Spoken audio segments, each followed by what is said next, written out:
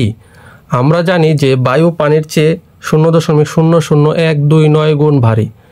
যদি কোনো আবদ্ধ স্থানের দৈর্ঘ্য প্রস্থ এবং উচ্চতা যথাক্রমে 18, 15 এবং 7 মিটার হয় তবে সেখানে কত কিলোগ্রাম বায়ু আছে তা নির্ণয় করুন।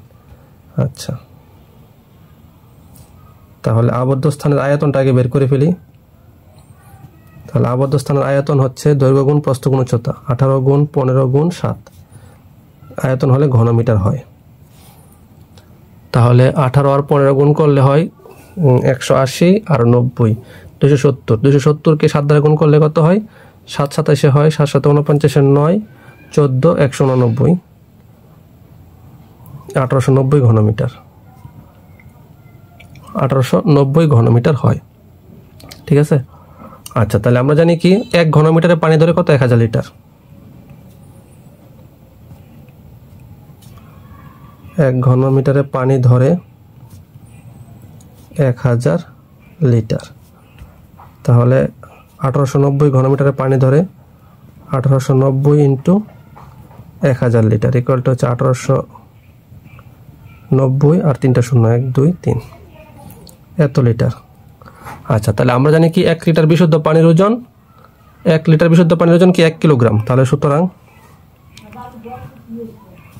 সুতরাং পানির ওজন কত? 189 1 2 3 4 এত কিলোগ্রাম।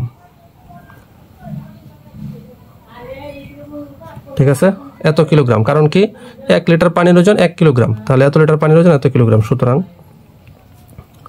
বায়ুর ওজন, তাহলে বায়ুর ওজন মানে কি? বায়ু হচ্ছে পানির তুলনায় এত গুণ ভারী।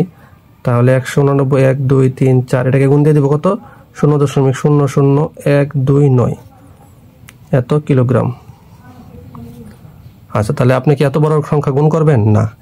দেখেন টেকনিকটা দেখেন, এখানে কয়টা শূন্য আছে? 1 2 3 4, 4টা শূন্য আছে। হ্যাঁ, তাহলে এখানে আপনি 4 ঘর পরে চলে যান, 4 ঘর ডানে যাবেন। 1 2 3 4, তাহলে থাকবে কত? 189 গুণ এই 4টা শূন্যের জন্য দশমিকটা কি হবে? 1 2 3 4, 4 ঘর পরে চলে যাবে। 4 ঘর পরে গেলে কত হবে? 12.9। এই দেখেন 4 ঘর পরে যে এখানে হয়, এখানে দিলে কত হয়? 12.9। তাহলে 189 আর 129 গুণ করে দেন, গুণ করে দিলে আসবে কত?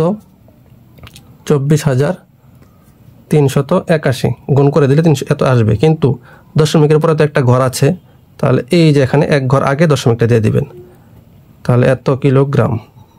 ঠিক আছে, তাহলে বায়ুর ওজন কত? 2438.1 কিলোগ্রাম। এটাই হচ্ছে আনসার।